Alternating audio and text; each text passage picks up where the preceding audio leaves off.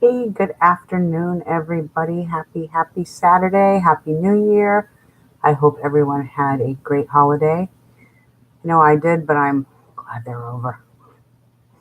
Anyway, I wanted to, if you notice what I had posted on, I'm going to have to put it on my website too, but I posted the chart for today, and you'll notice it's a solar eclipse. So when you go in to look at this, you'll see my thumbprint. If you notice the first house, we have let me see if I can bring it up. We have a whole bunch of, hold on, let me bring it up. Let me see if it'll come up. I don't know if you could see this. You might still be seeing me, but if you notice in that thumbprint, we have 6 planets, all in the first house, all in Capricorn, all taking effect today and tomorrow. I posted this for Saturday, January 5th at 3:34:08 p.m. and I did that because it is starting to, the solar eclipse is starting right now. I don't think we'll be able to see much of it because it's been storming all day, and that kind of happens.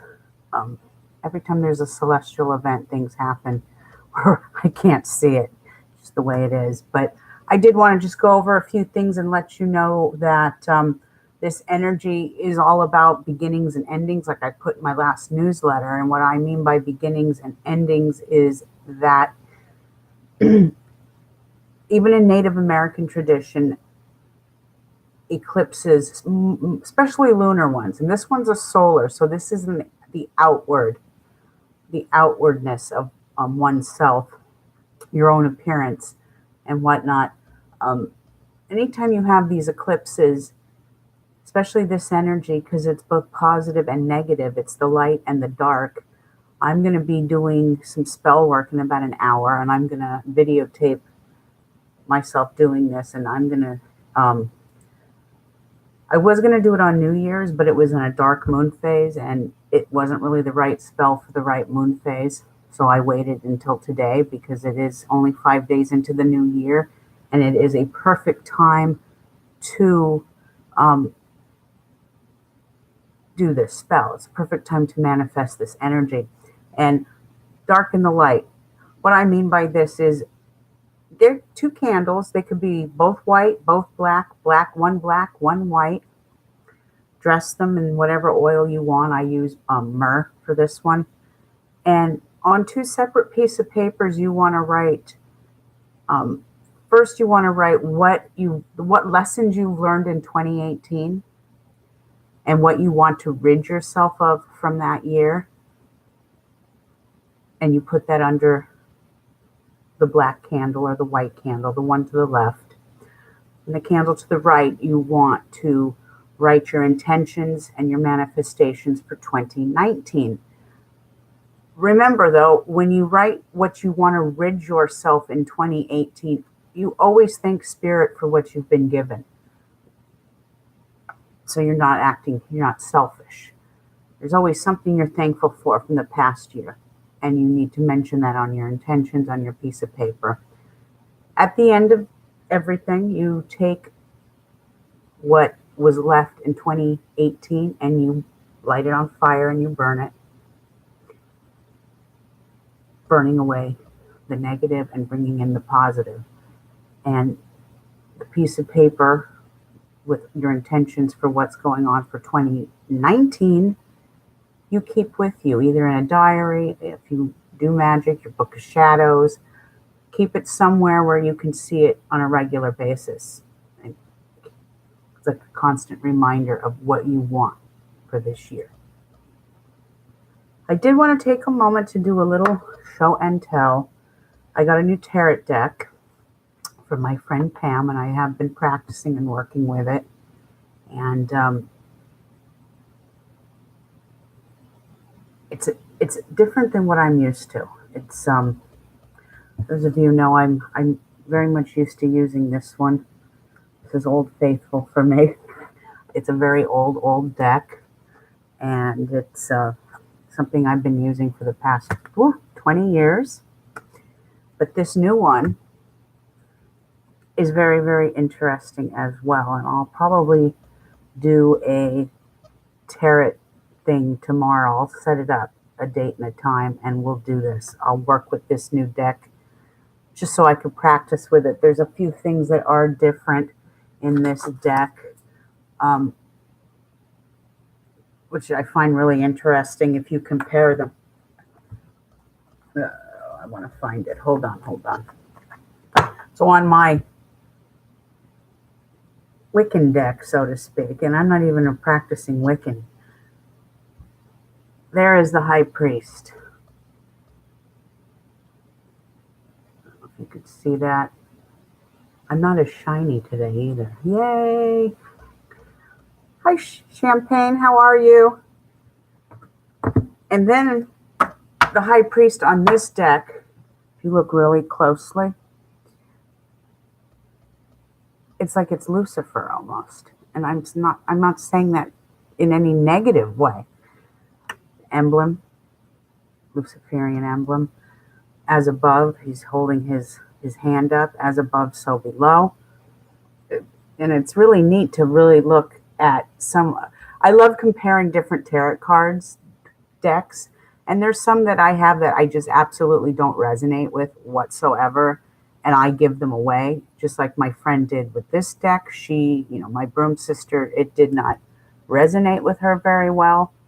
So she handed it down to me, and I'm actually doing very well with this deck. I'm practicing with people and whatnot. And like I said, I'm going to do a thing tomorrow on here for tarot readings. All I need is your date of birth, and we'll pull a card. I'll pull 3 cards, past, present, and future. And I have Champagne in the chat. So if you want me to pull a card for you now, I can do that. I have a little bit of time before I start some spell work that I am going to videotape. This is perfect energy for both the 5th and the 6th, because even though we're in the new moon energy right now and the solar eclipse is starting, in Europe, I think it's like, I don't know what time it is there now. 1 in the morning. I know it's 1 or 2 in the morning in England and Holland, because I have a lot of friends over there. So when they wake up, they'll be able to see this video, and they can kind of follow through with if they want to, use the spell I'm going to use. And I make up my own spells. I'm not one that follows right from a book. I just think that there's more power in creating your own intentions. When it comes from your heart, that's when it takes more power than compared to reading it from a book. And I know there's some things, and there are some spells where you have to follow it by the letter, but this isn't one of them. This is a spell that's made for ridding ourselves of the old and bringing in the new.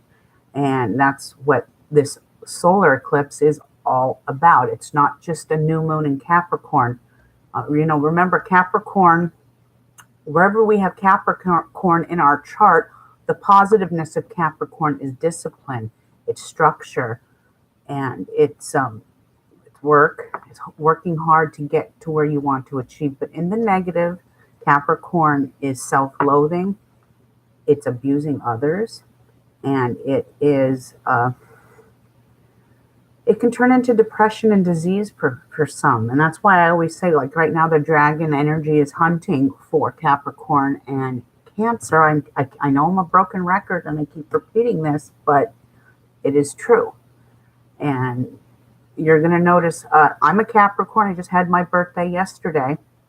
And I'm noticing people are having more accidents, car accidents, little visits to the emergency room,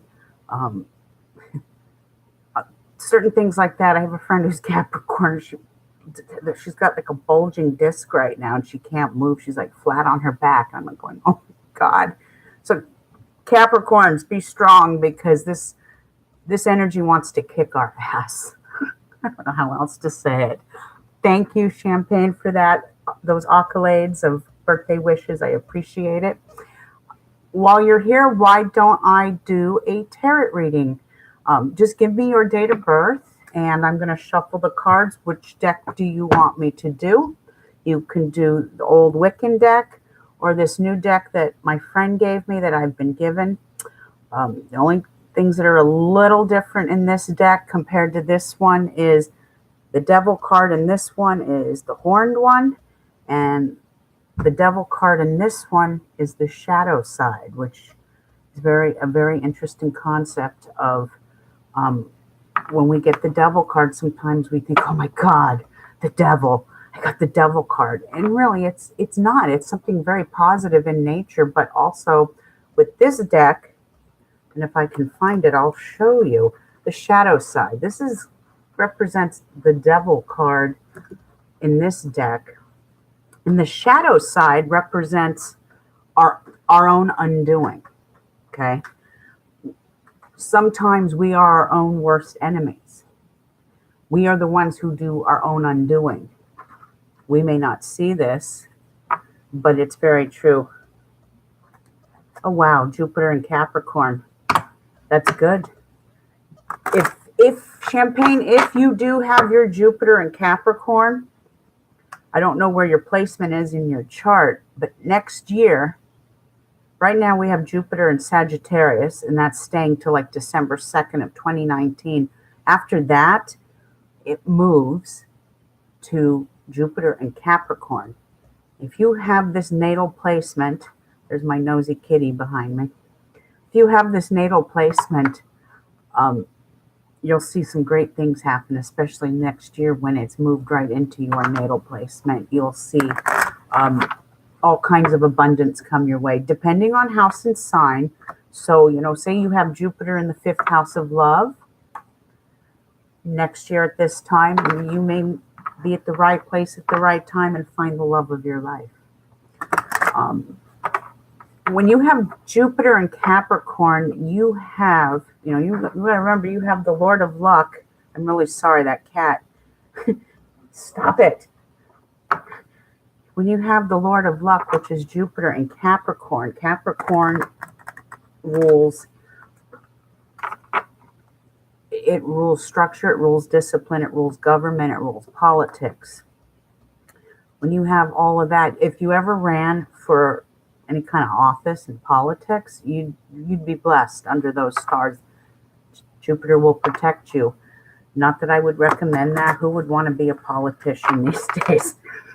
God, no thanks. I don't know what it is. I think pets. I always do, when I do spell work, I make sure I have my animals around me. And they're like drawn to it. I don't know what it is, but I always do tarot readings. My cats are around.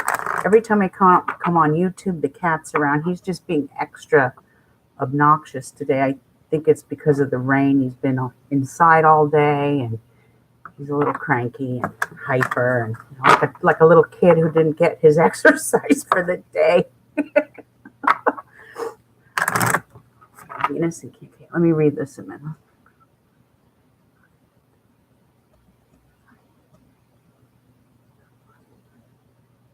Venus in Cancer is a very beautiful placement too.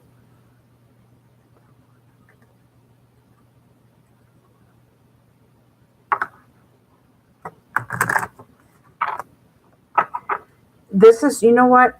You're right. Someone with a Jupiter and Capricorn is going to see through the corruption, especially in Washington, D.C. If we had more politicians with that placement, it would be a very, very different scenario in Washington.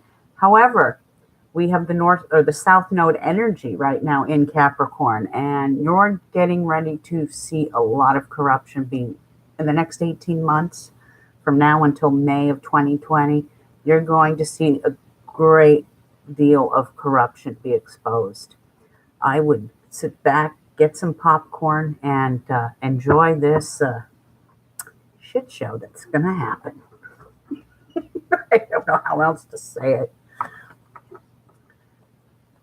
I'm kind of dressed in my big oversized sweatshirt today because it is so cold. I'm not going to complain because I know people on the East Coast are even colder, but us Californians can't handle the cold weather like this.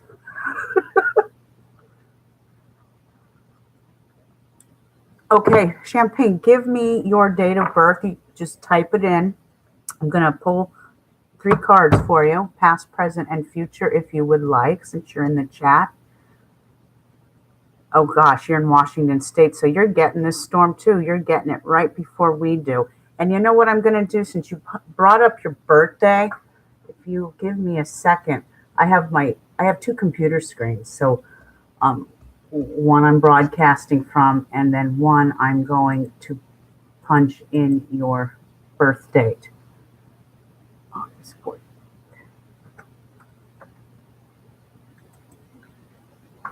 Bear with me. I gotta move stuff around so I can do this. I need this keyboard closer to me. All right, here we go.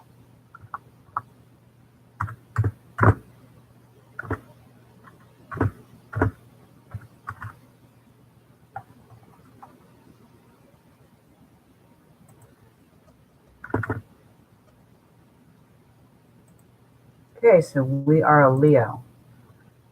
I'm punching in the software just to get perspective on where your dragon head and tail is. Let's see, August 14, 8. Okay, so you have the same dragon's head as I do. You have a dragon's head in Pisces, tail is in Virgo. So, and it's in the 8th house. You have abilities. I don't know if you're aware of that or not. I don't know if you, some of us don't tap into those abilities yet, but you do have abilities.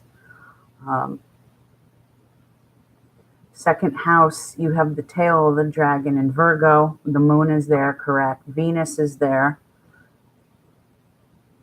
And let me go find where your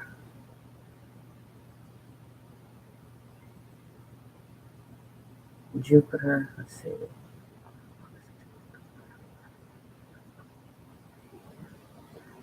June. So no, your Jupiter is in Gemini, so you would be blessed with broadcasting.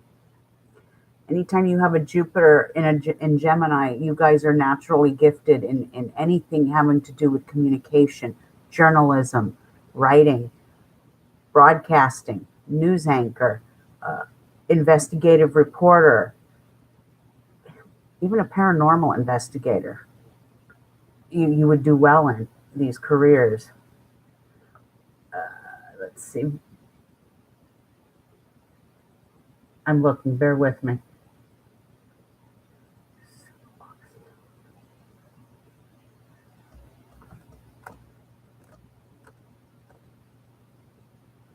So Saturn is in your 5th house, and it is in Sagittarius, and 5th house is the 5th house of love, romance, and children. And anytime you have Saturn right there, I have a placement like this too. It's similar. It's not in Sagittarius, but I have Saturn sitting in my 5th house. So, how do I say it? We have higher standards sometimes. With you having a dragon's tail there in Virgo, it will make you prone to being a little picky and a little fussy, especially when choosing your mate. And that's okay. There is nothing wrong with that. So I'm not saying that I'm not dissing you in any way. Be picky, be fussy, be particular, because you deserve it. You don't want to date someone that doesn't meet your standards, right? Yes, it's okay. And I'm trying to see now, Capricorn, the tail is in Capricorn universally, so August, September.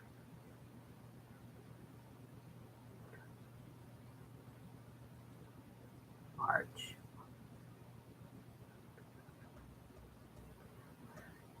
Okay, so the 6th house is in Capricorn. You have the dragon's tail there. So I want you to be aware of your health.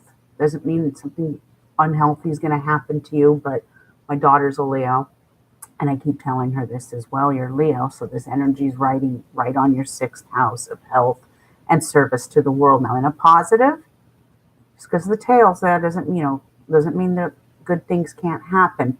In a positive, this also represents employment. So employment will be, you may come into a new job, maybe quitting a job, getting a new one. But Neptune, you have Neptune sitting in Capricorn, and okay, so Neptune is the planet of addiction. It is the planet of illusions and delusions.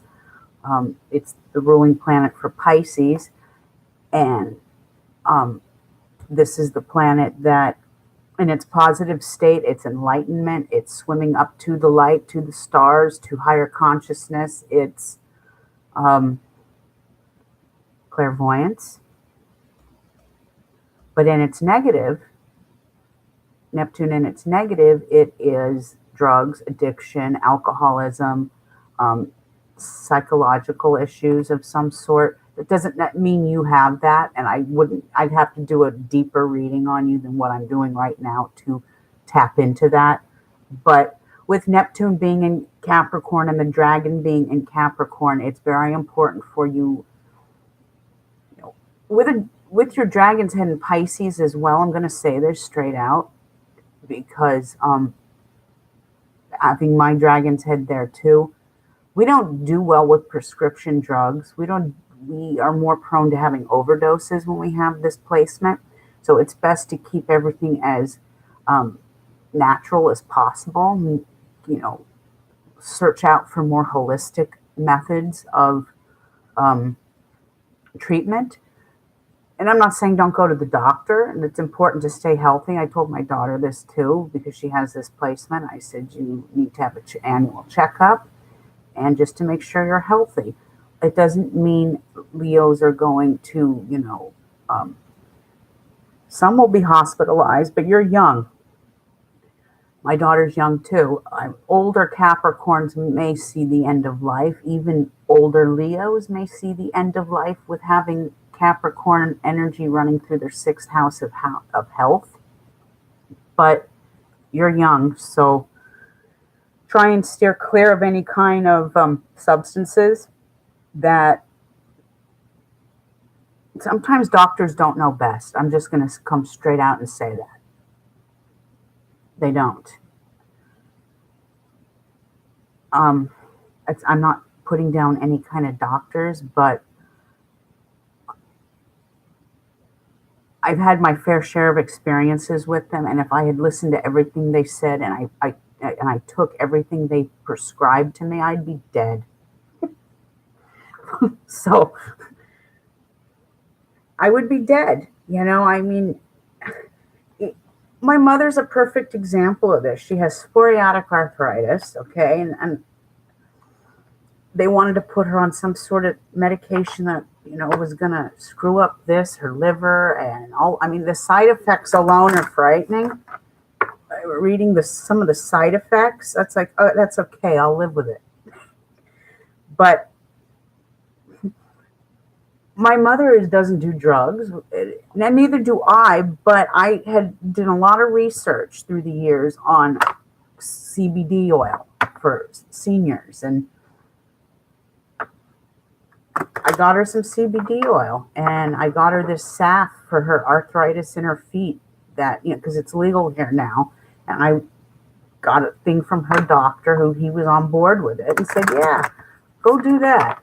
And she's able to walk. She's not ingesting it. She's not getting high off of it. It's the cannabinoids.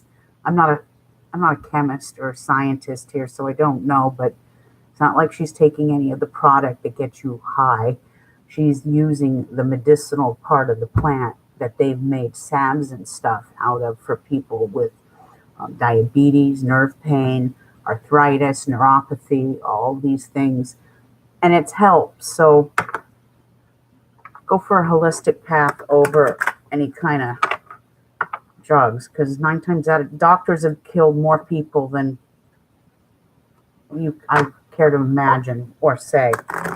All right, I'm going to pull 3 cards for you, past, present, and future. I'm going to have to put my glasses on for this, so bear with me. All right.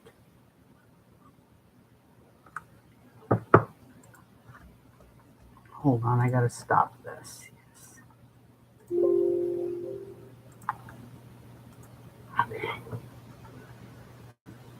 Okay, past, present, and future.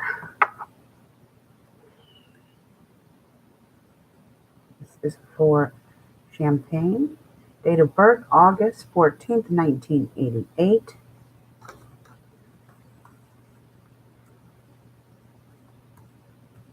And remember, when we're doing tarot cards, someone asked me the other day, don't I need to be there? No, you don't. There's, the universe, there's no time and space when it comes to the tarot cards. It's a universal realm. So,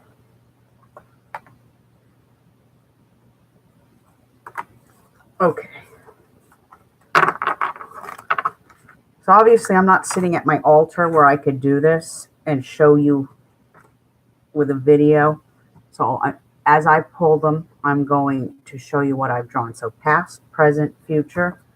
And the past, we have drawn the Hangman. And I don't know if you could see that. And what's interesting about this, you've got the crow. And the crow is like the eyes of the dead. And you have the Hangman. Now the Hangman represents your past being something stagnant, like you can't move forward. There's been a problem where you can't, and you probably do have a lot of crows around you. You do have crows around a lot. Okay. So yes, your past is representing where life has been stagnant and, it's kind of hard to, move forward, but the universe wants you to do that. In some ways, it's a waiting period. Things are arrested and waiting for action.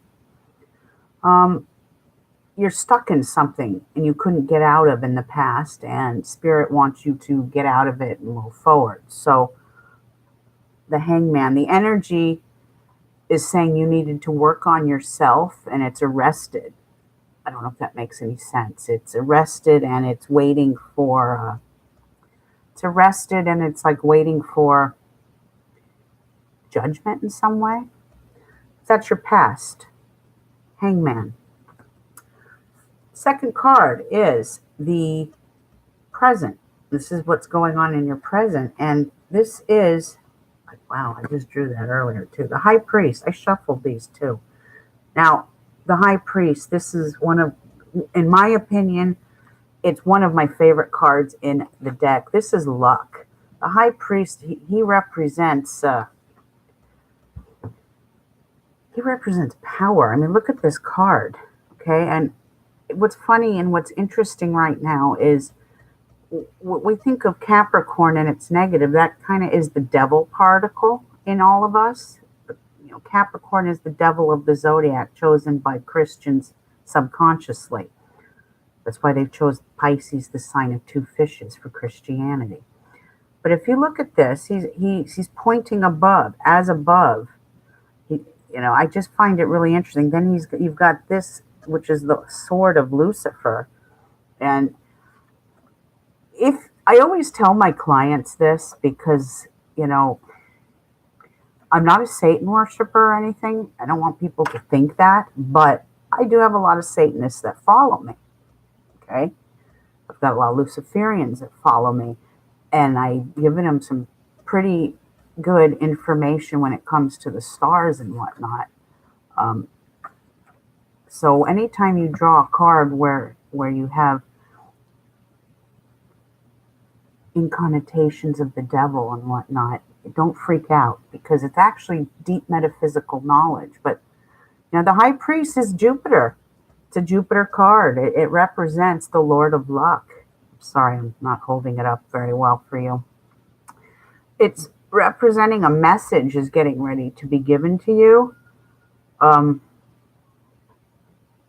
it's metaphysics, it's high spiritual knowledge. That's what the high priest is. And that all of that exactly as above, so below, light and dark. It's the perfect card for this day. As above, so below, eclipse energy, dark and light.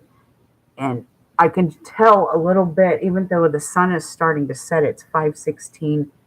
It's darker than it should be right now because of that lunar eclipse happening, or solar eclipse, sorry, happening. It's darker than it should be out right now. Um, Eclipse can be seen more on the Japan, Tokyo, Seoul, Korea, Beijing. Those are the places. But deep metaphysical knowledge. This represents luck. This is luck. This is the luck card. So luck is on you right now if you play your cards right. Okay. Present or future. This is your future. And this is, well, this is the Hermit card. Okay. And this is, it's a Saturn card in a lot of ways. Hermit represents, in my other deck, it represents the seeker. And the seeker is someone who doesn't get out enough. I don't really want that to be your future. So I do want you to know that just because I've pulled cards for you, the will of men is stronger than any stars or any cards. You can always change the fate of yourself because of what's in here. This in here is one of the most powerful things. It can hinder or it can help you. You have to use it. And you have to use it in a positive manner, because if you feed into negative will happen. Okay? It's just one of those things. If you feed into the negative will happen. So what this is telling you, and what I think it is telling you, and I'm looking at your star chart on the other computer, it is telling you that you might be up for some deep study coming up, some deep, maybe even metaphysical study. When we do that, we kind of go into our own, and we are in solitude, and we are in deep study. We are in a time where we are learning about I don't want to say the darker arts, but the darker side of things, the taboo, the unexplained. This is what the Hermit represents in its positive state. It can represent that. In its negative, it's saying that you're not getting out enough and you need to get out more. So don't become so alienated with yourself and your studies and whatever it is that you're doing that you forget to go out and enjoy life a little bit, because we're all human and we all need to enjoy things. So that is the Hermit card. Deep knowledge and deep study is coming your way, and that's a good thing, but don't let it stop you from getting out there, okay, and seeing things and meeting people. It's very, very important. So there you go. That is your past, present, and future. Let's see. Yeah, I think I'm in hermit mode too, but I think it's the weather. It's like I feel like a bear. I don't want to go out much. I want to stay in, and it's cold and it's rainy, and thank you for saying that. I appreciate that. I try to be very accurate. I have to say, before I was always a witch. I was never an astrologer until about 10, 11 years ago. I became an astrologer, and I have to say, the ancient method of astrology has perfected my witchcraft tenfold. I keep saying I'm going to write a book about this, but I really think I am, because even in my tarot readings, it's amazing how the ancient Nostradamus method of astrology really can correlate into witchcraft and helping others. Let's see.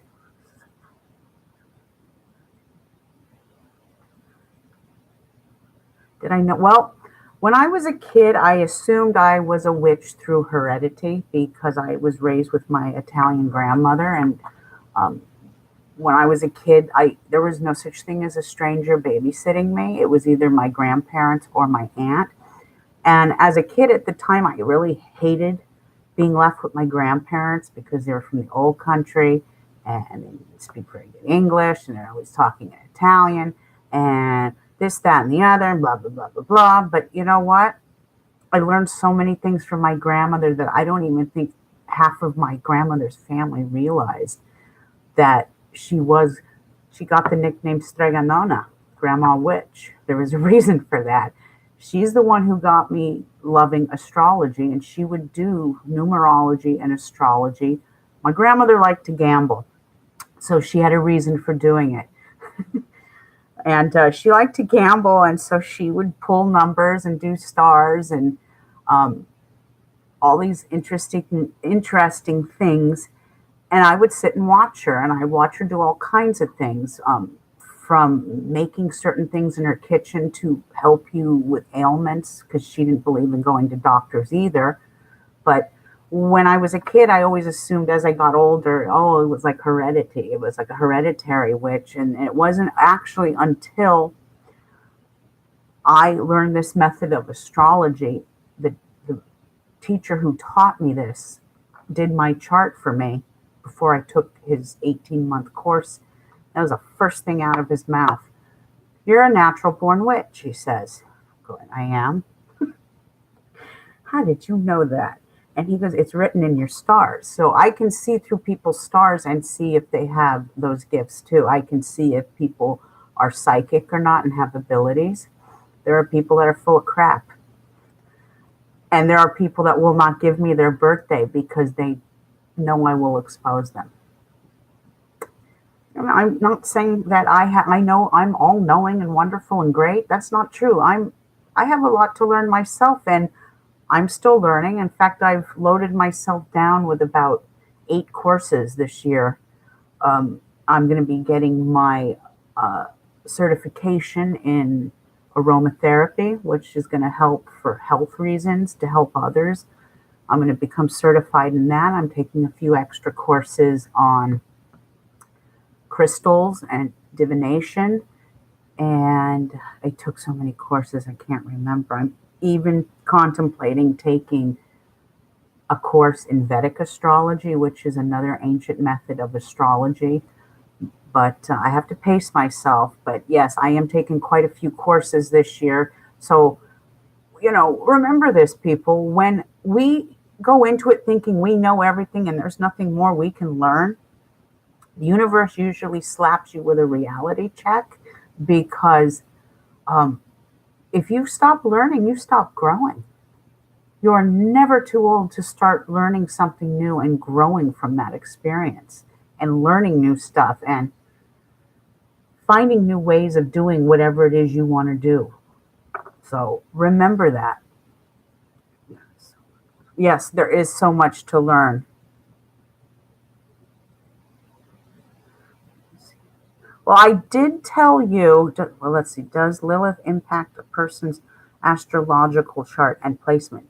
Yes, it does. In fact, you have the black moon, I call it, that's the Lilith, black moon, in your second house of Virgo. Now remember, Lilith is the shadow, just like the tarot card I have here. It's the shadow side. It's the darker side of us. It's a side that, with you having Lilith in Virgo, second house, that's a personal appearance, that's self-esteem, that's money and wealth. It's the shadow side. So what I mean by that is try not to be too hard on yourself and appearance-wise, okay? Don't be too hard on yourself in your appearance, because you have a tendency to be more picky and fussy about little things that you'll notice about yourself that others aren't even going to notice. Okay? That's Virgo. That's the shadow side. Virgo and the shadow self will make you more picky and fussy. And that's okay to be picky and fussy. I'm picky and fussy too, especially when it comes to like food and stuff, clothing, textiles. That is another thing too. Um, you might find that you have to have softer cottons and softer things on your skin. You seem that you won't be able to tolerate things that are itchy, and I don't see you wearing like a wool sweater or something. It will make you itchy. And I'm looking, hold on, bear with me. The shadow self of Lilith and Virgo also represents you're beyond this though, because you've manifested to a different soul. But another person, it would be more of a looking down at the metaphysical and the occult world. No turtlenecks. I hate them too. I wear scarves, but I hate turtlenecks.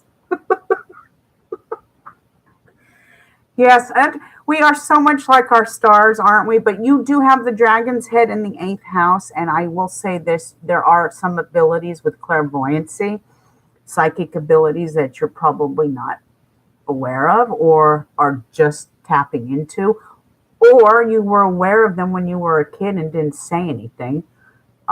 That's what I did when I was a kid. I never said anything except to my grandmother because I didn't. Well, my parents were very religious, so the last thing I needed is their pastor coming at me with whatever BS he had to come at me with. So I just kept it quiet and I never said anything. But as a kid, I could see a lot of things, even spirits. That we lived in a house that was over 150 years old when I was growing up, and where I live, that area, that property, a lot of Chinese died, I guess, in that house that my grandparents lived in because they were like a railroad. They worked building the railroads here in California in the 1800s. And so, I would see a lot of deceased, but they were all Asian.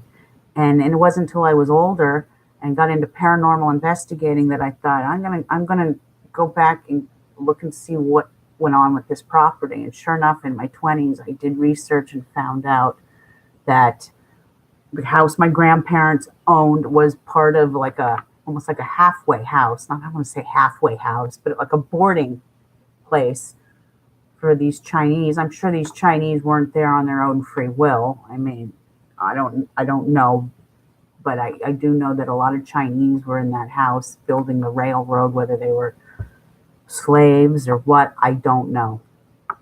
But that it explains a lot. But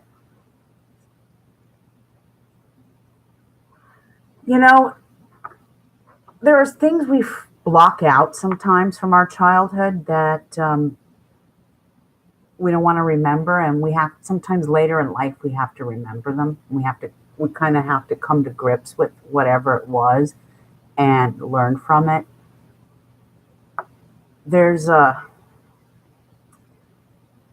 book called, I can't remember the name of it. I have a chapter in it. A friend of mine wrote a book and she pulled every paranormal investigator she knew to write an experience on chapter 9, and it talks about the haunting of San Juan Bautista Mission here near Hollister here in Central California, and it talks about my past life regression, and it all makes sense about things that happened in your past life that kind of manifest here in this life and whatnot. And when I find the article, I'll actually go and I'll post it on my website, astrologywitch.com.